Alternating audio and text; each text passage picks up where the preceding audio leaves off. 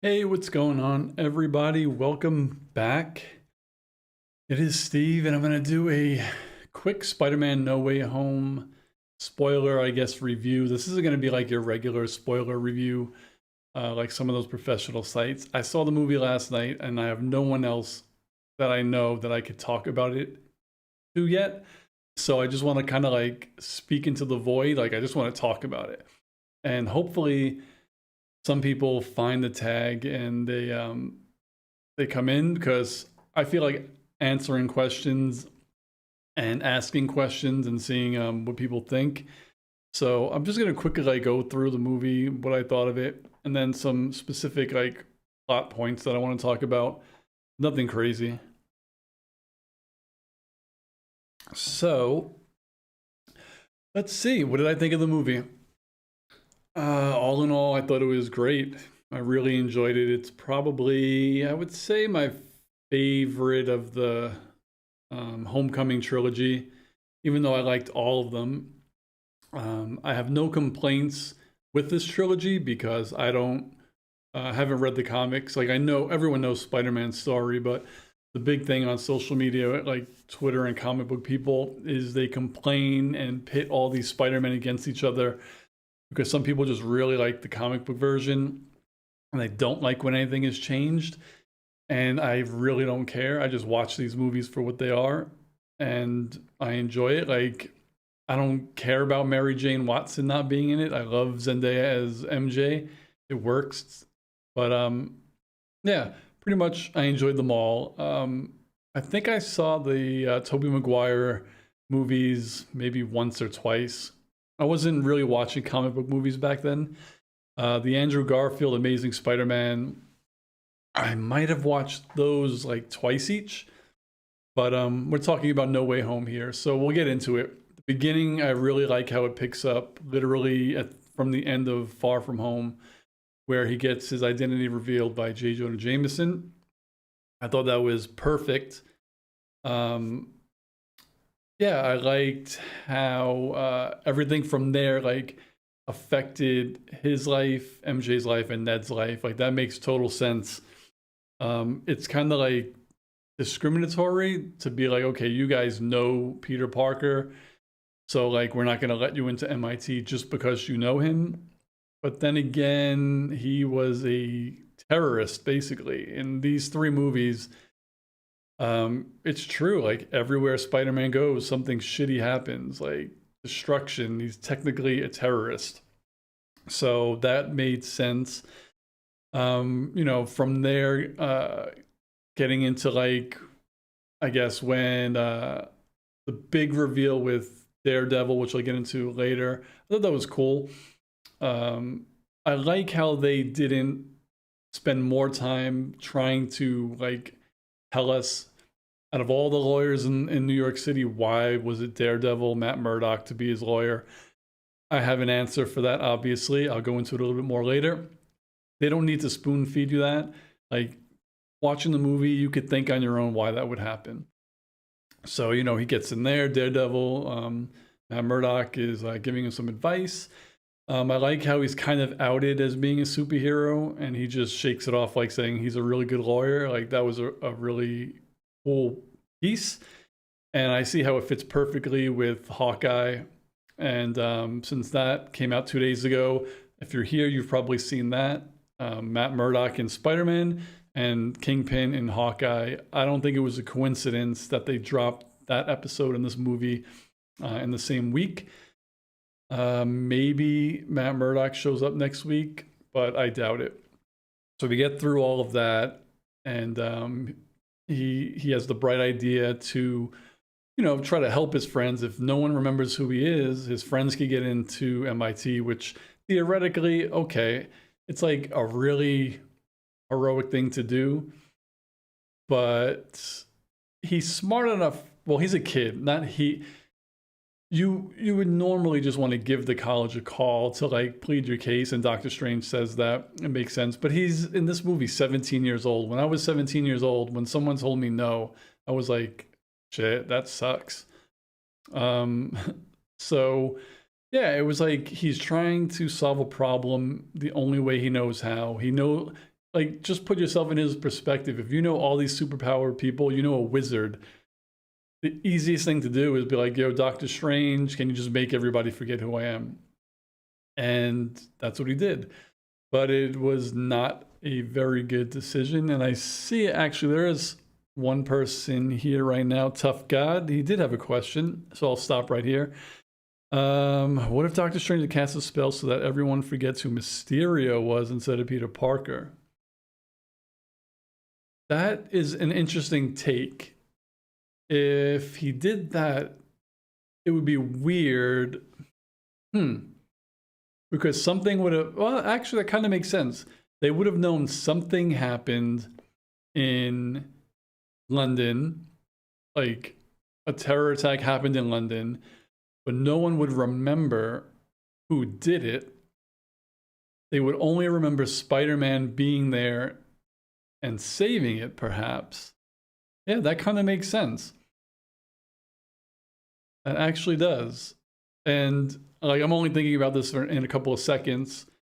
So if anyone could point out a way that it wouldn't work, just write it down in the comments. But yeah, if no one remembered who Mysterio was, that would help. But then I'm thinking somebody has that video of him, that altered video. So even if you forgot who Mysterio was, maybe somebody on his team would have resurfaced the video saying this is what happened.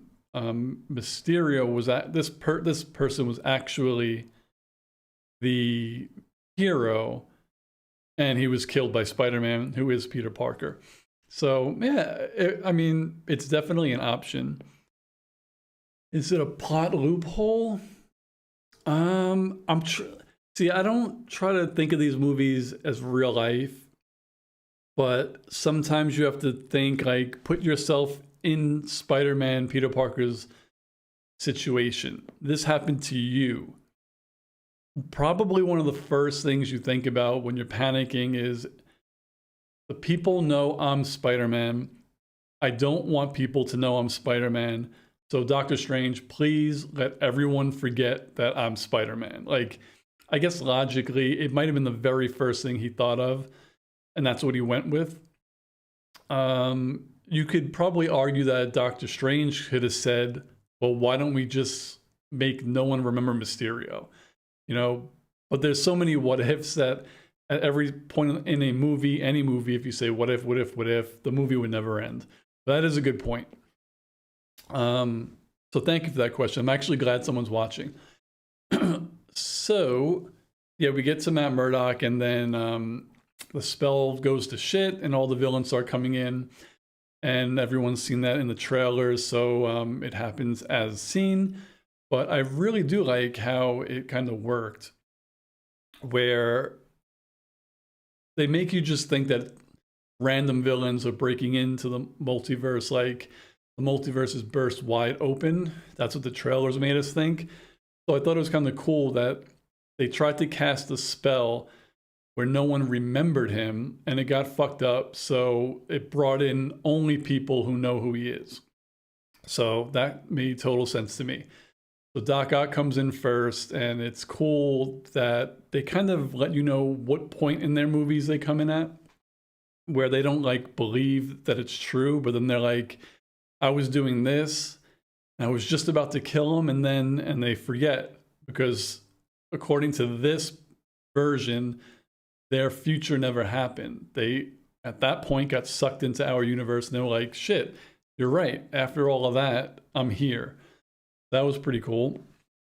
Let's see, another question. If no one remembers who Mysterio was, even... Oh, you're right. You are right. His team wouldn't either. That would have been the perfect solution then. Yeah. They just would have known something happened in London, that these monsters attacked, and all they would remember is that Spider-Man saved them. Yeah. That's true. They wouldn't remember who Mysterio was.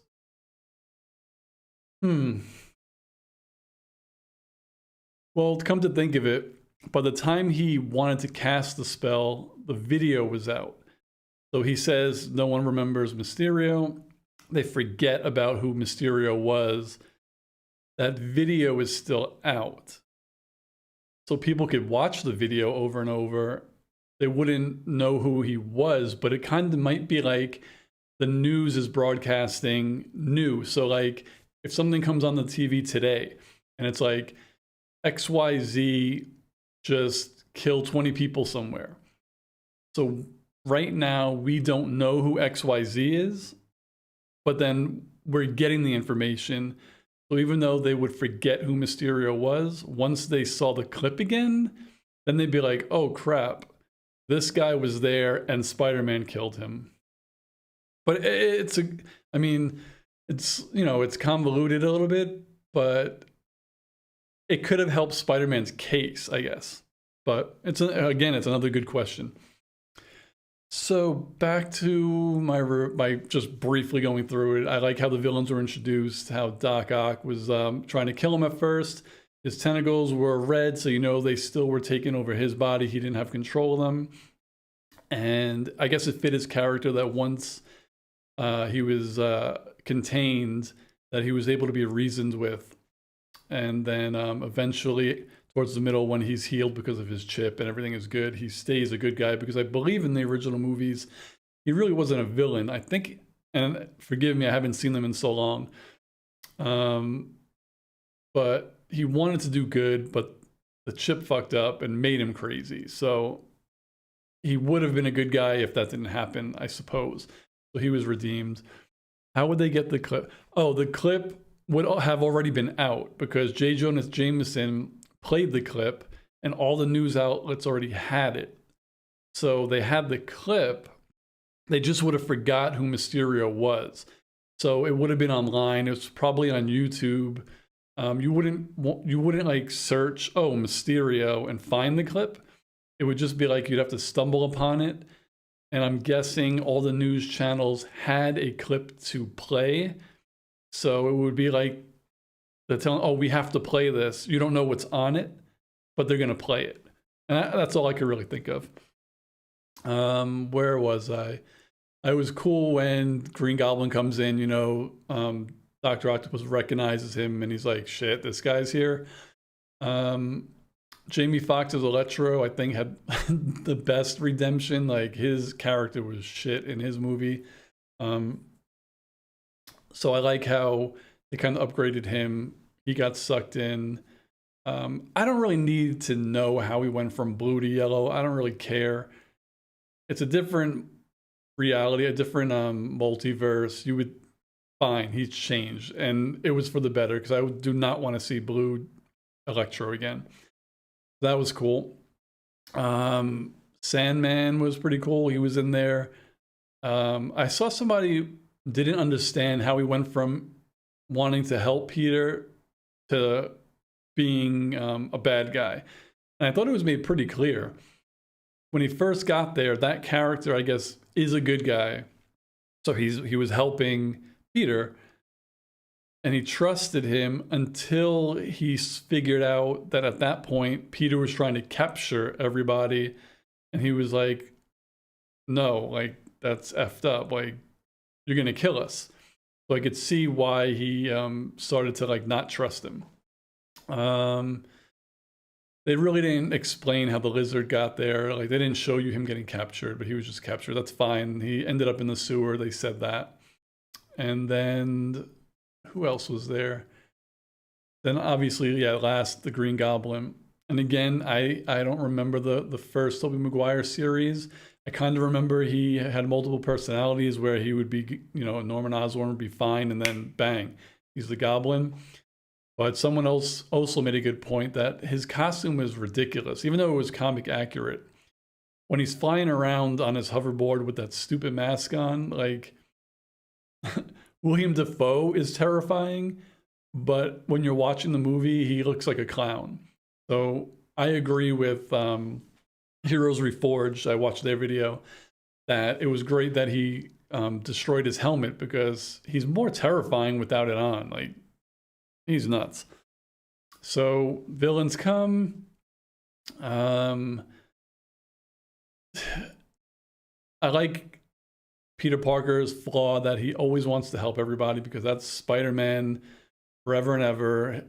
He's a kid. He really doesn't want to kill anybody. Aunt May instilled in him how to save people, and it makes sense for him. Like, you don't want to kill anybody.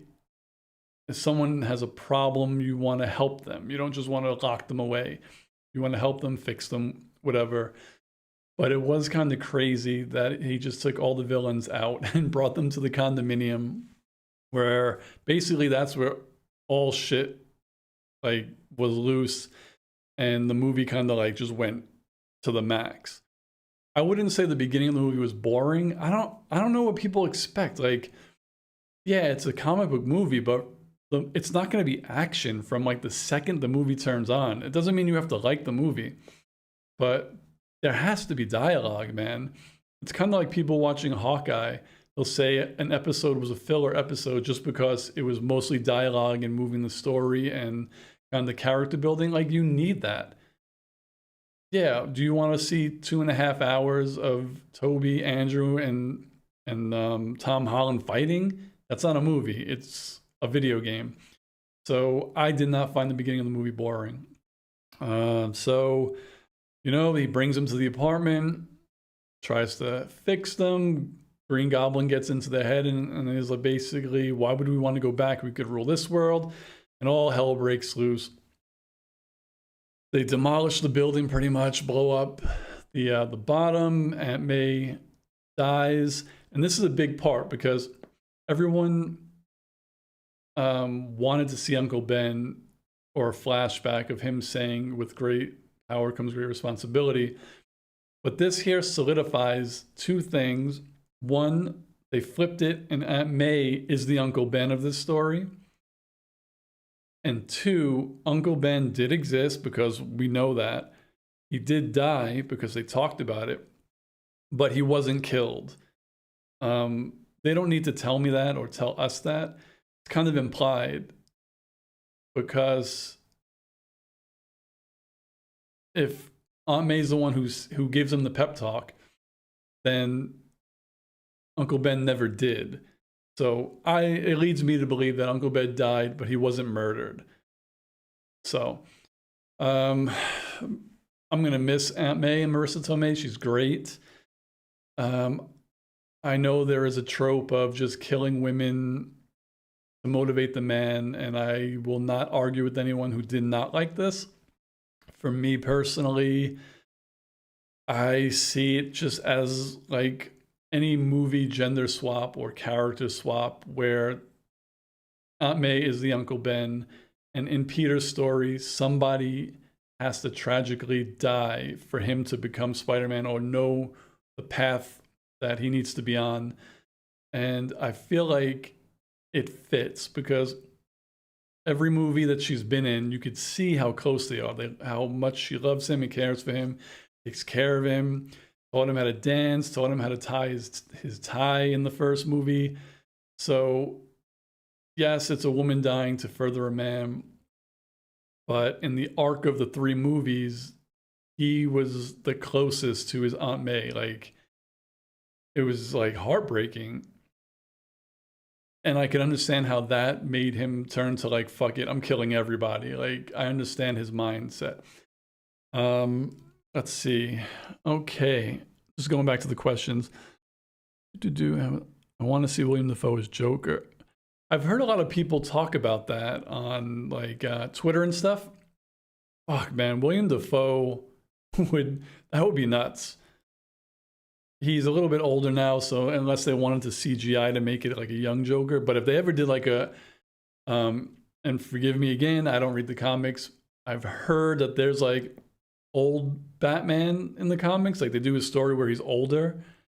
Like if they did a movie where they have an older Batman, like kind of like Flashpoint, where the movie Michael Keaton's going to be in playing Batman but older. If William Dafoe was the Joker in that, like in he killed him in his universe. That can't happen. But you know what I'm saying? There was an older Batman, and he's terrifying. Oh my God. Okay.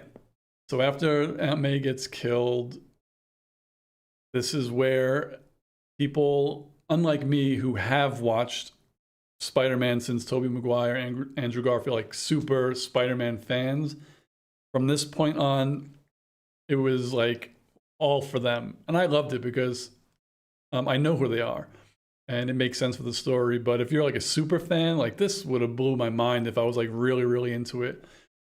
So there's that whole mirror dimension fight, which I don't need to really go into. It's just a fight for the box, really. And then Doctor Strange gets trapped in it because Spider-Man whips and takes his sling ring and leaves. It's so nuts how when Ned gets it, he accidentally opens a portal. And someone asked me earlier, does that make him a Mary Jane? And when I watch movies like Star Wars, Marvel, superhero stuff, I don't care about someone being a Mary Jane. Like, it doesn't matter to me. If someone comes in and they're super powerful, I don't give a shit. In my head, I'm like, okay, they must have learned something in the past. Like, I don't really care. Whatever. So I was thinking about this. How was he able to do it when Doctor Strange couldn't do it when he first got a sling ring in the Doctor Strange movie? So the way I see it is, sling ring usage is not magic. It is a concentration technique. So you could say that doesn't make sense. But when you think about it, you do not have to cast a spell to use a sling ring.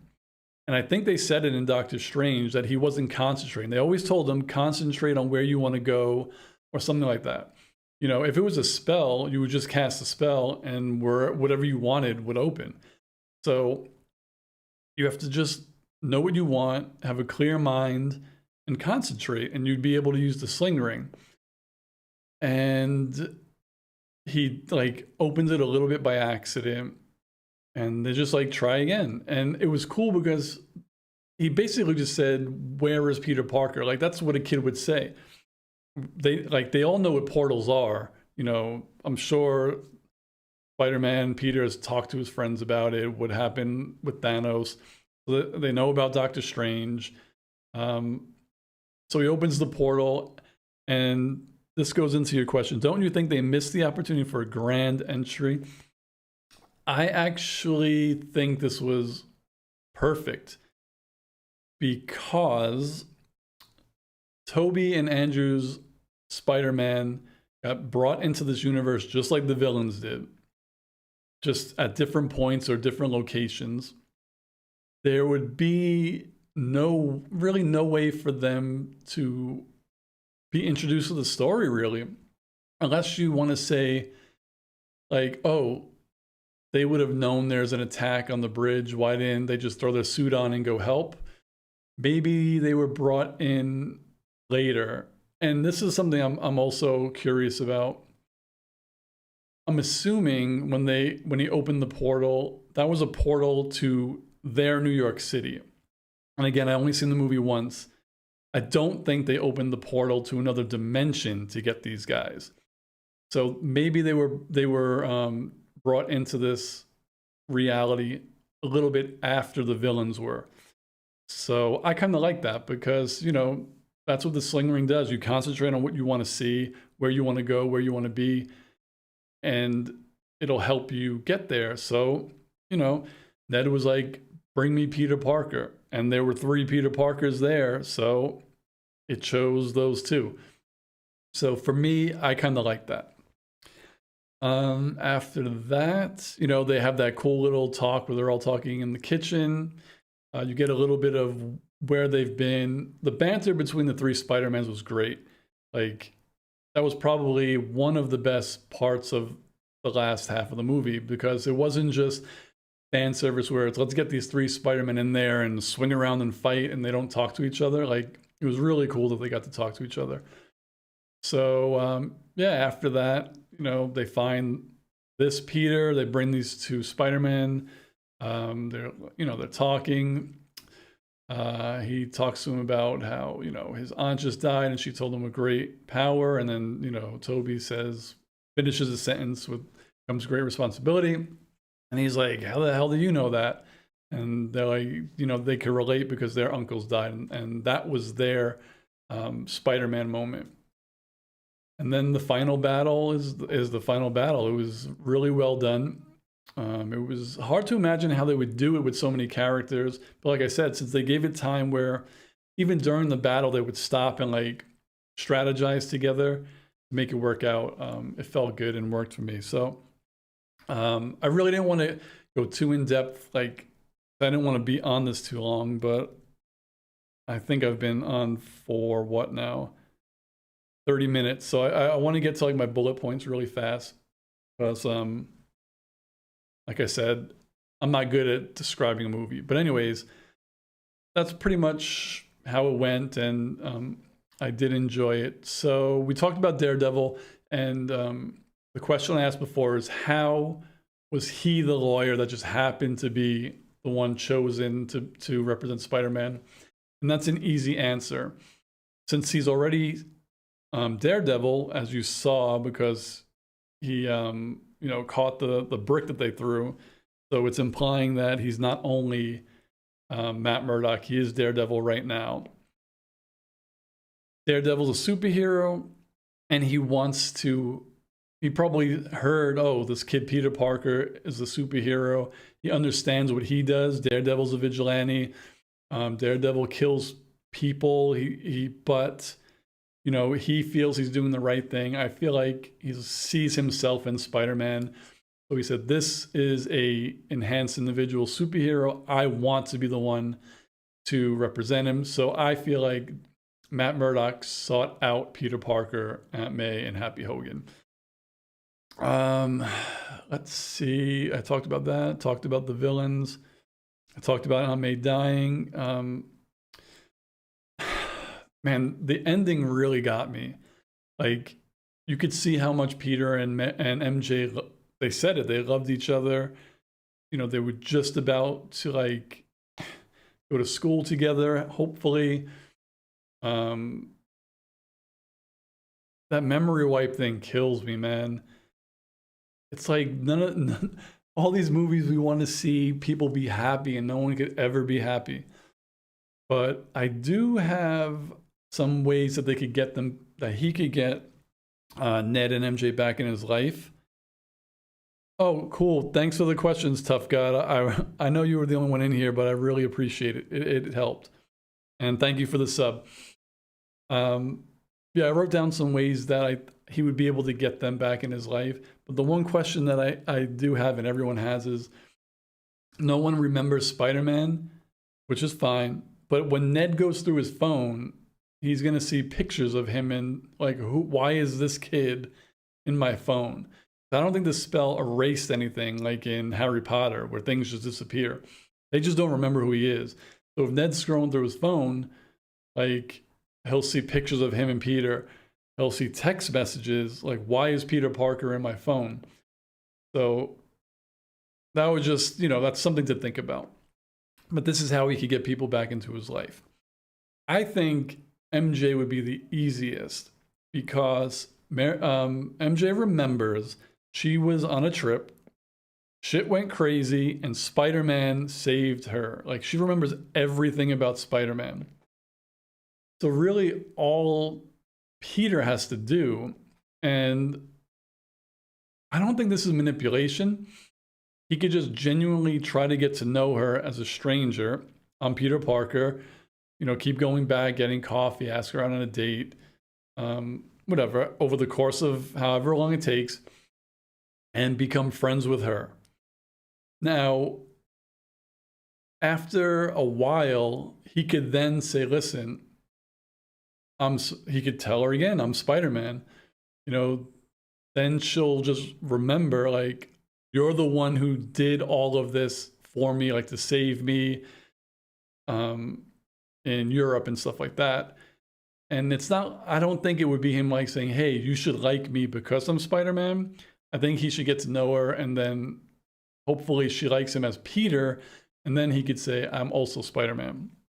Because she definitely remembers being saved by Spider-Man.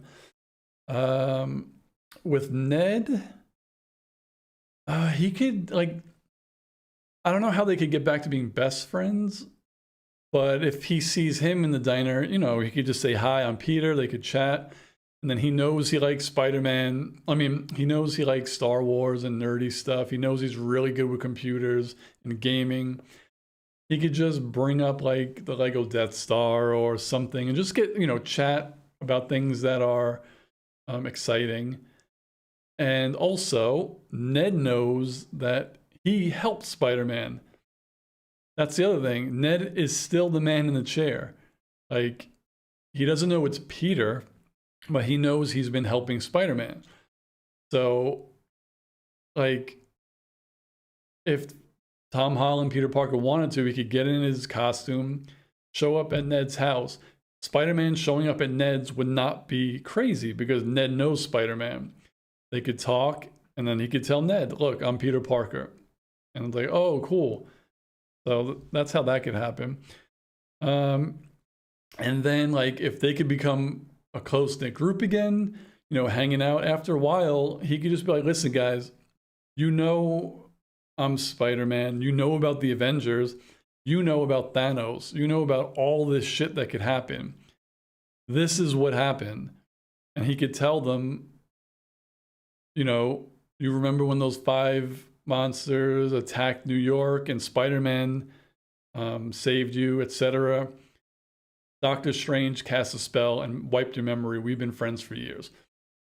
And that's how it could be fixed. Like, I know it would take a while, but I can't have these 3 not being friends. Like, their dynamic in these 3 movies was perfect. Like, I feel like they're friends in real life, and it showed in the movies. Killing me. It's killing me. I need them back as being like best friends. I can't have it. Oh man. So where am I at right now? I'm a little bit over 30 minutes. I know for the most part, for most of you, I've rambled and I'm incoherent. And I'm not a vlogger. I just wanted to like get stuff off of my chest. So again, I thank Tough God for hopping on and asking me a few questions. And again, I thank them for the subscription. And I enjoyed this. So maybe for the next movie, I'll do it again. I'm only at 250 subs. I really want to get to 1,000 because I enjoy doing lives. I just wish I could get like 5 to 10 people on to watch and go back and forth with questions. But all in all, Spider-Man No Way Home is my favorite Spider-Man movie. It's true what they say. It's basically Spider-Man Endgame. What Avengers Endgame did for all the OG characters to wrap it up. This wraps up the Homecoming trilogy. I feel like now they could do what everyone wants. Friendly neighborhood Spider-Man. Now no one knows who he is. Tony Stark is dead. The Avengers, like, if something happens, the Avengers are going to call Spider-Man. They still know who Spider-Man is, so you can't take him out of that that clique. Like, he's always going to be an Avenger. It's just they don't know who Spider-Man is. But now with like kind of them out of the way, maybe his next trilogy will be him doing more by himself with nobody. And then maybe like in 5 years when the next Avengers movie comes out, it's like, we need Spider-Man. And then they bring him back for like a movie with a lot of cameos. And, maybe his next trilogy will just basically be him trying to, get Ned and MJ back and stuff like that. But I kind of feel like he could go to Doctor Strange and ask him to make him, MJ, and Ned remember who he is again. But whatever. And then the post-credit scene, the Venom one was kind of cool. I know people ask, how would Eddie Brock get there if Eddie Brock didn't know who Peter Parker was? And my thought was, the spell did not bring Eddie. The spell brought Venom, because Venom knew who Peter Parker was because of that whole thing that he said about like being around for millions of years, the hive mind. So since Venom was attached to Eddie, Eddie went too. And, then they could just go back to their universe, and a little bit of the symbiote was left on the counter. So that leads me to believe Eddie Brock is back in the Sonyverse. play with Morbius and all of them, and Spider-Man's not going to be there unless somehow he I don't know how, maybe Multiverse of Madness, it fucks up the multiverse again where people just get shot everywhere. But so Venom was in the MCU for a good 2.5 hours total at the bar or on the beach. And then the post-credit scene was not a scene per se, but it was basically like a Multiverse of Madness trailer. And I'm going to say this for people doing trailer reactions, but they freaking looped. I can't believe that the cartoon What If is canon now. And if you saw the movie and you're watching this spoiler review, you saw the tentacle monster, the octopus, which some people say is Shumagorath. Like that was in the first episode of What If, and it was in a couple of other episodes. I think even Doctor Strange eats that character. And then we see evil Doctor Strange from the What If series. So I'm like, this is nuts. And that leads me again to believe that we're going to see Captain Carter in live action, because if they're going to bring in evil Doctor Strange and Shumagorath and shit, that it's going to be crazy. Okay. 36 minutes is enough. If you watch this, I want to thank you so much. Please subscribe. Let me know in the comments if you enjoyed this or if I was rambling and nothing made sense. If you want to see more, let me know as well.